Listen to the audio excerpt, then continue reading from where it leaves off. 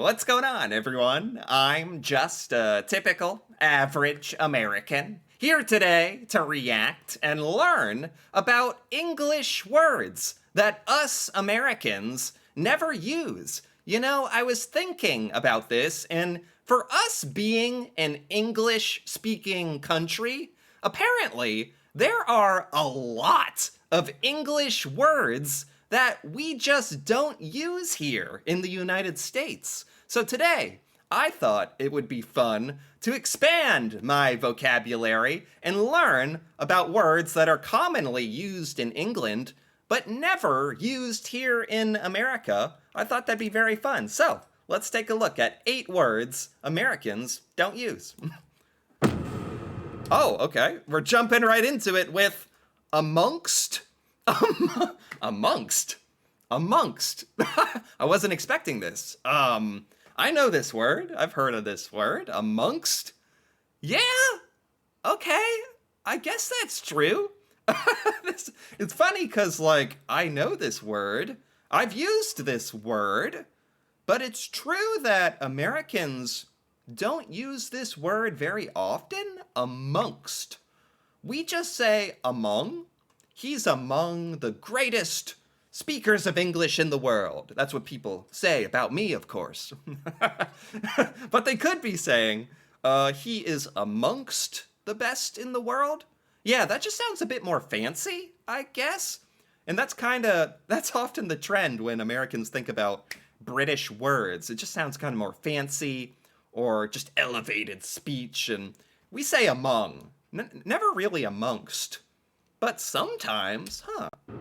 You know, I think it's common knowledge that words that we use to describe things like food or just sort of everyday activities are going to be different on either side of the pond. Right. There's a big ocean in the way, and those things were used at different times in different ways, and the memos just got lost. Right. And then, amongst it all, there are words like amongst, which Americans don't really use. Yeah, he's totally right. This isn't like calling trousers pants or something like that. That's different. This is like among and amongst. Why is that? Yes, this is definitely true. And I used to use it all the time, I think. At least when there was a situation that made me feel obliged to use it, obligated. And it seems to be whenever you talk to Americans about this sort of thing, they view the word amongst as sort of unnecessarily consonant-laden. Yeah. I swear there are better ways to describe it. Yeah, it's not that it has like an extra T, although it does. Yeah, it's so funny because sometimes Americans say amongst, just randomly, for no real reason. I've never thought about among versus amongst before. I have not said amongst for a very long time. I think I will now, today, in honor of that. Yeah, this is very true. In America, we just say among. Okay. Things. But in America, they tend to use the word among. And you know what? Yeah. This could almost go in my list of American English words that I've started using since moving to the United States. It's just that we do also use the word among in Britain, so it wouldn't technically be considered an American English word, I don't. That's exactly the same. Is here in America, you can say amongst. People will know what you're talking about. We'll understand. We'll just be like, whoa, fancy, man. What? Fancy. Speak amongst. Okay. Yeah, I like the word amongst. Huh. All right, let's keep going. I think. Bits and bobs. Bits and bobs. Am I saying this right?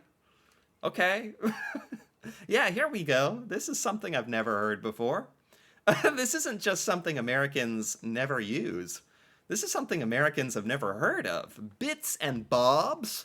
What does that possibly mean? It's fun to say. The next one is bits and bobs. Americans don't use that term. But if you know anything about British terminology, you'll know that we have a little bit of an obsession with the name Bob. Come to that, we're not altogether afraid of using the word bits, but partly for reasons that would get me demonetised. But in Britain, when we use the phrase bits and bobs, we just mean stuff. There's bits and bobs lying around like this. Oh, that's fun.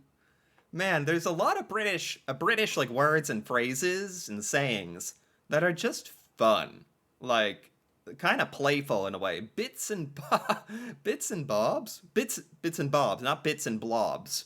Bits and bobs, stuff. Oh man, that's excellent. I'm definitely going to use that one. That's fantastic. I love this. This coffee cup, how did that get there? Lawrence is dying today, so he needs it to stay awake. Put it this way, it's more or less the same thing as a phrase that both Brits and Americans use, which is odds and ends. That's true. Odds and ends. Bits and bobs. I love bits and bobs. Okay. What's this? Bob's your uncle. Bob's your uncle. Yes. Brits do like to use the word Bob. Um, Bits and bobs. I've never heard Bob as a noun. I've heard it as a name. I don't know who Bob is, but he's your uncle. What does this mean? This is a phrase that many Americans have heard somewhere along the line. You know, even if it was from Austin Powers or something, or some movie or TV show. Bob's your uncle. Many Americans have heard this. I've heard this, and it's like an exclamation of like, that's you've succeeded or something like you're trying to get to the grocery store and you're like, oh, I'm going to take a right, left, go down across the bridge, and Bob's your uncle. Like you've succeeded. Is that kind of correct? I think. I told you we were obsessed with Bob, and a lot of Americans who interact with me like to bring up the phrase, Bob's your uncle. Yes. What does it mean, Lawrence? Yeah. But in an American accent. Well, since the phrase hasn't really caught on in the United States, I'll tell you what I told travel host Rick Steves. Name dropping is bad. Bob's your uncle is just sort of a very British way of saying voila, right? So I'll give you an example. Yeah. That it's hard to define Bob's your uncle. Voila. It's just like an exclamation, like, and yes, Bob's your uncle. Yep, he is. You become a patron of this channel at patreon.com/lostinthepond, then Bob's your uncle, you'll get access to my secret live stream. There you go. Okay, moving along. What is this? Corn flour. Corn flour. Yeah, I've never heard of this. It sounds like an ingredient for cooking, like starch or flour, corn flour bread. What is this is this like for cooking or is this something else? I have At the no top idea. of this list, you may remember that I very confidently asserted that it's never surprising when you get food items whose names are different on either side of the pond. Right. Unless you get ones that you just didn't know about, which actually is quite frequent. Because Yeah, I've never heard of corn flour. Do we have corn flour here or what is this? yes, I knew about fries versus chips or chips versus crisps. Yeah. But I was surprised to learn that Americans don't use the word corn flour, and I can already hear those No. that aren't culinarily inclined asking, what is corn flour, Lawrence? Yes. Corn flour is a thickening agent that you use, right? That's essentially flour that's made from corn. And I can already hear you at home as an Okay. American going, oh, he means cornstarch. Cornstarch. Yeah, exactly. Oh, he means cornstarch. There, exactly like he wanted. Yes, cornstarch. I was thinking there's something for cooking in America that starts with corn. Cornstarch. Corn flour. So that's just the same thing. Okay, that's fine. I wouldn't have thought that would be different in England versus America, but you know, it's not shocking to me, I guess. Never heard of this. Because that's what they call it in America. And actually, it seems like there's quite a lot of terminology differences when it comes to your flours and your sugars and all of the other white powders that I can't talk about. Really? That I could almost do an entire really messy video on the subject. I am really liking these this list of words. Dawdle. Doodle? No. Dawdle. Dawdle. I'm trying to think of like, just from the word, what would this mean? Make a good pet's name, Dawdle. Never heard of this word, ever. But if you're like, I could imagine you being like, oh, quit dawdling. Because here we say dilly-dallying, which means like being slow and like not not being in a hurry. Oh, quit dilly-dallying. Dawdle, is it like quit dawdling around? Hurry up. Is that what? That's my guess. Dawdle. And while that wouldn't be easy, this entry quite literally is, because that is the definition of doddle. A doddle is something that is easy. So Oh. I was completely wrong. A dawdle is easy. Is it like a shoe-in? Like, nah, that's not exactly the same. Dawdle. Dawdle means easy? Like, that test is gonna be a dawdle. Like, how would you even use this? Let me give you another example. Making YouTube videos is an absolute doddle when you haven't just had a booster shot. I take that back. It's not easy work. Okay. Mum, I work really hard at this job. But with the word being quintessentially British slang, Americans don't really use that word. I mean, it's not that we don't use it. We've also never heard of this. Ever. Never. That's why we don't use it. This is like a slang. British slang. Dawdle. That's a dawdle. This is a good one again to use if you're going to like do sports or something. And you're like, oh, it is going to be such a dawdle to defeat you. And the other Americans are going to be like, what? What's he saying? Oh, I can't wait. Instead, Americans might say it's a piece of cake. What else Yeah. have I heard? Yeah, I can't think of many others. There's Piece of probably cake. loads. I should have looked these up beforehand. Yeah, piece of cake. That's a good analogy. Dawdle, piece of cake. Shoe-in, sorta, means like a sure thing. Anyway, what else do we have? Gormless. These are real. These aren't like made up. This is these are real English words. Actually, gormless. Gormless. If you're gormless, that means you are what? Like devoid of gorm? What does it mean to have gorm? I'm really taking the analytical approach to this one, but it's not working. What? Gormless. I don't know. I can't wait. I have to confess that even though this word is a little bit mean, I feel very sad that I had to leave it behind because it just sounds so good and it's very cathartic when you use it. So Americans, you might be watching What? this thinking, Lawrence, you just made up a word. And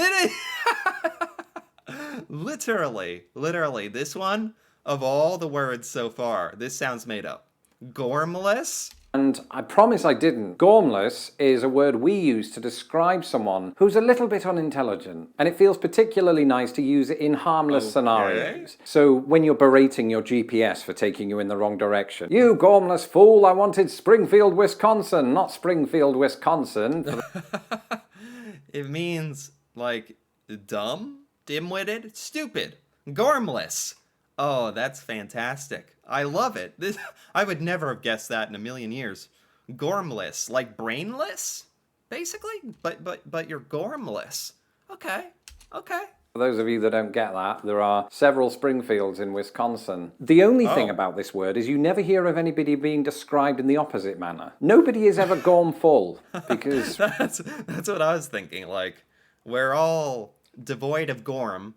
Does gorm mean brain? Or I don't know. It's still fun to use. what would it mean to be full of gorm? Probably intelligent. I am gormful. I might use that word in Right. conversation. Right.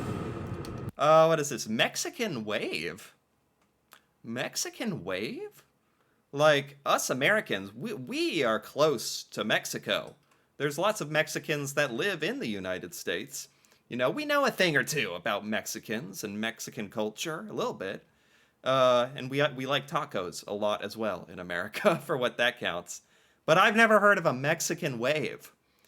People in England or Britain have a term, Mexican wave. And yet us as the Americans don't even know what this is. I'm surprised. What is a Mexican wave? This was a big surprise, especially since the United States borders Mexico. Yeah. I just assumed that we all use this phrase in the same way. But my American viewers and probably my Mexican viewers are thinking, what is a Mexican wave? How did this term get developed? Oh, it has something to do with football. This makes sense. Okay. Well, it's what we call that sports phenomenon when everybody in the stadium in unison does this and then sits down and it looks great on TV. It can Oh, yeah. The wave. That's what we call it here in America. We just call it the wave. Do we need to start crediting Mexico? Did this start in Mexico? I've never heard this. So why do we in Britain call this the Mexican wave? Yeah. Well, the thing is, most of the rest of the world outside of the Americas hadn't even heard of this phenomenon until 1986. Oh. Because like most things in British life, the origin of this word comes back to football, soccer. Right. In 1986, the World Cup took place in Mexico. And for the first time, British eyes were on this phenomenon happening around the stadiums. Wow. Okay. Now this makes sense. I was like, how on earth did this even begin? This actually makes perfect sense. That was the first time British people saw the wave, was a football broadcast in Mexico. That makes sense. Here in America, we just call it the wave. It's just the wave. Okay, this makes sense. And we just associated it with the Mexican World Cup. And I Okay. believe people Okay. still refer to it as the Mexican wave. Okay, I've since cool. learned that in North America, not only did they refer to it simply as the wave, Yeah. but you were all ahead of us because you'd been doing this lunch interfering activity Uh-huh. since the 70s. What's this? Oh, Cheerio. what a perfect one to include on this list. Cheerio. This is a perfect one because this is one of those words that Americans think of when we think of like a stereotypical British or English phrase or word. We think of just a small selection of words like crumpets and tea and Cheerio. I don't know why, but this word is sort of famous in America for being one of the most British words ever. Cheerio. Most Americans have heard of this word, not just because it's also the name of a very popular cereal, but the meaning is like, hello, right? Cheerio? Or does it mean goodbye? I'm not exactly sure what Cheerio actually means, I guess.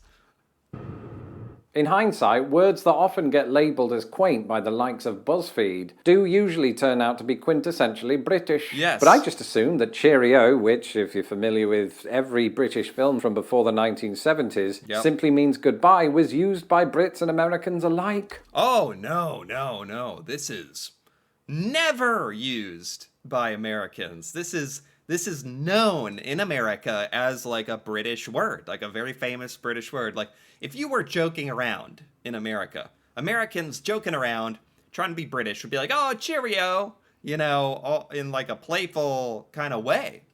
It's so British that it's famous for being British here in America. That's funny. I like that Cheerio is on this list because it means goodbye. Okay, it actually means goodbye. Cheerio. Oh, yes. Okay. I kind of forgot if it meant hello or goodbye. And it's the name of one of our most beloved cereals. And I suppose I had even greater reason to believe that Americans used it based on the fact that you eat a cereal of the same name, just with an Right. S on the end. Right. That would be plural, Right. meaning that if you took one of those O-shaped foodstuffs, then that would be goodbye. That is sad. I'm never eating Cheerios again. Especially in the morning, you want to feel good about yourself. I don't want to be reminded. For some reason, even though I have Cheerios all the time, I never think about the word Cheerio. Here, it more means the cereal. Or like a funny way to pretend to be British, I guess. That my breakfast would sooner be on the other side of the country. I've overthought this, haven't I? Anyway, speaking of goodbyes. Okay, I think that's the end of, that's the end. Okay, very good, perfect. That was a very good list. Very, very good list. And it was a lot of English words that I genuinely had never even heard of, let alone that Americans don't use. There were some here that I've at least heard of amongst... Oh, Bits and Bobs is great. I loved Bits and Bobs. Bob's Your Uncle I've heard of. Cornflower, Dawdle, Gumless, Mexican Wave, and Cheerio. This was so good. Perfect list. This was by Lost in the Pond, and I gotta give it a like, because I did enjoy that very much. And I learned some English words that I think would be fantastic to use here in my day-to-day American life and confuse people. And because a lot of these are also just fun to say and very satisfying. So I enjoyed this very much. Anyway, if you enjoyed this as well, feel free to give this video a like or leave a comment with your thoughts on any of these words that Americans don't use. I can confirm we do not use these words. And if you're interested in more videos like this, me reacting to Britain and British culture, stuff about Britain I have never learned before, feel free to subscribe for more. And until then, thanks for watching, and see you next time.